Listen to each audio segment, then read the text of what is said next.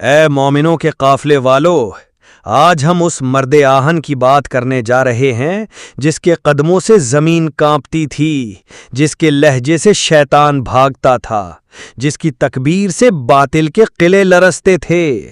ہاں، وہی عمر بن خطاب رضی اللہ عنہ، اسلام کا قافلہ جس کے آنے سے مضبوط ہوا، امت کا وہ سپاہی جو نبی اکرم صلی اللہ علیہ وسلم کے پہلو میں دفن ہو کر قیامت تک کے لیے تاریخ میں زندہ ہو گیا۔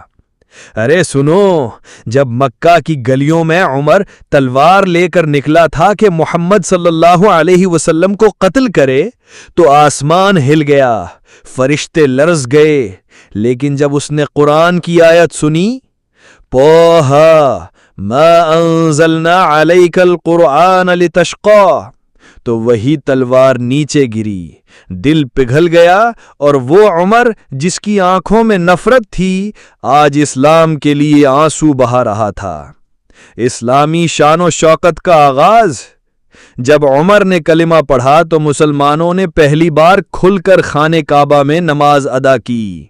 یہ وہ عمر ہے جس کے اسلام لانے پر نبی صلی اللہ علیہ وسلم نے کہا، اللہم اعز الاسلام باحب الرجلین الیک بابی جہل او بعمر بن الخطاب۔ اے اللہ، اسلام کو عزت دے ابو جہل یا عمر میں سے کسی کے ذریعے، اور اللہ نے چن لیا عمر کو۔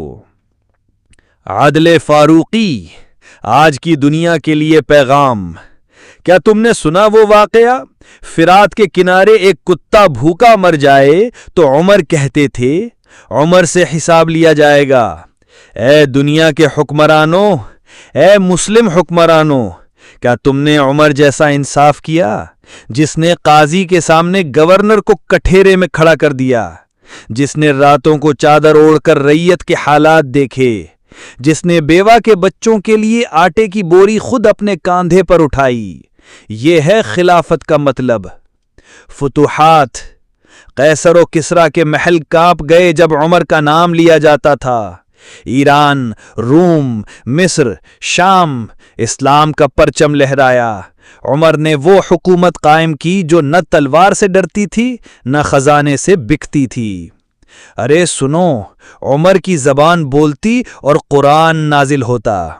نماز جنازہ کا طریقہ، پردے کا حکم، شراب کی حرمت، یہ سب وہ احکام ہیں جن کی بنیاد عمر کی رائے بنی۔ رسول اللہ صلی اللہ علیہ وسلم نے فرمایا، اگر میرے بعد کوئی نبی ہوتا تو وہ عمر ہوتا۔ ایک غلام آتا ہے، چپکے سے خنجر گھونپتا ہے اور امت کا چراغ بجھ جاتا ہے، لیکن سن لو اے امت، عمر مر کر بھی امر ہو گیا۔ عمر چلا گیا مگر عدل کی مثال قائم کر گیا۔ اے امت محمد صلی اللہ علیہ وسلم، جب تک تم عمر جیسے لیڈر نہ پیدا کرو گے تم یوں ہی ظالموں کے قدموں میں روندے جاؤ گے۔ واپس پلٹو، عمر کی زندگی کو پڑھو، سمجھو اور اپناؤ، ورنہ یاد رکھو، جس قوم کے نوجوان عمر رضی اللہ عنہ کو بھول جائیں وہ قوم کبھی عزت نہیں پا سکتی۔ اللہ ہمیں عمر جیسی غیرت، بصیرت اور عدل عطا فرمائے، اور ہمارے دلوں میں عمر کی محبت اور ان کے نقش قدم پر چلنے کا جذبہ پیدا فرمائے۔ آمین یا رب العالمین۔